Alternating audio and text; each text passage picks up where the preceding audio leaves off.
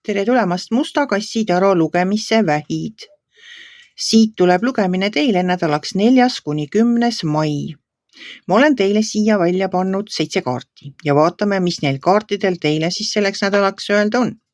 Aga enne kui ma kaartide juurde lähen, ma tuletan teile meelde, et uue paki selliseid kassitaro kaarte, nagu mul siin laual on, ma loosin välja kõigi oma kanali tellijate vahel siis, kui meid saab siia kokku 250. Praegu on meid natuke üle 210. Ma teen selleks eraldi video, kus all te saate siis oma osalemissoovist teada anda. Aga nüüd kaartide juurde. No teil hakkab siin see nädal nagu sauade 4-ga. Sauade 4 minu jaoks on peokaart. Kas see nüüd just esmaspäeval see pidu toimub? Seda ma ei tea, aga sellel nädalal või lähitulevikus on see peokaart, kuhu teid kas kutsutakse või te ise selle korraldate. Sellel peol võivad tulla välja mingid saladused.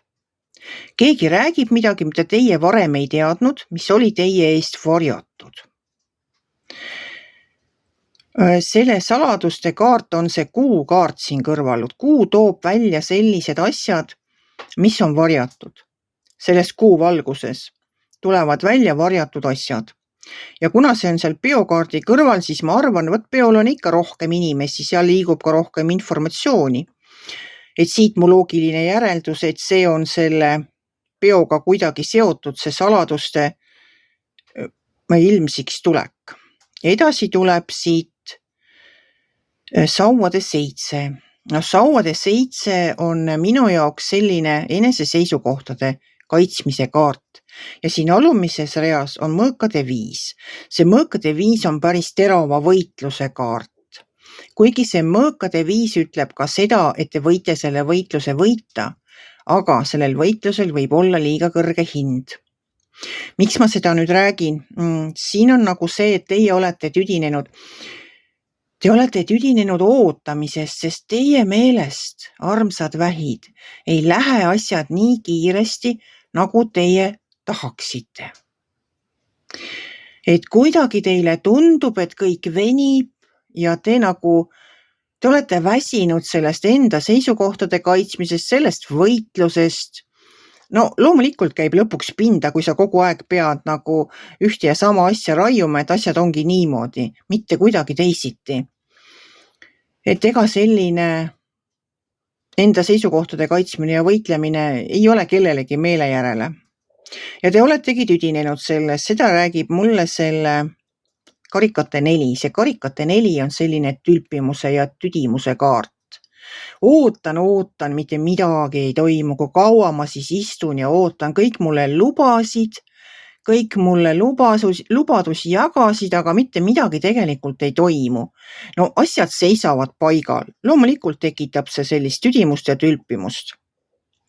Aga mul on teile hea uudis, et siin nädala lõpupoole ehk siin viimased kaardid, no need on ikka täiesti fantastilised kaardid, sest teil on siin müntide 10 ja karikate 10.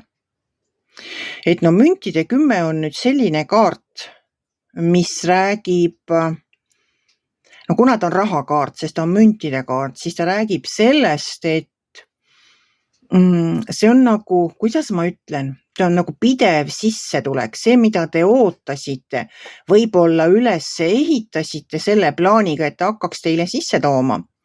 Siis see ei ole selline ühekordne mingi väike projekt, vaid see peaks olema nagu üks pidev sissetulek. Minu jaoks on see nagu täiuslik selles mõttes, et seal on nagu kõik olemas. On raha, peres on asjad korras, tervisega on korras, koduga on korras. Ta on siuke idüll, et sa võid rahulikult istuda selles kiiktoolis ja sa tead, et kõik iseenesest nagu toimub. Kõik iseenesest liigub nagu paika. Vot selline kaart on müntide 10.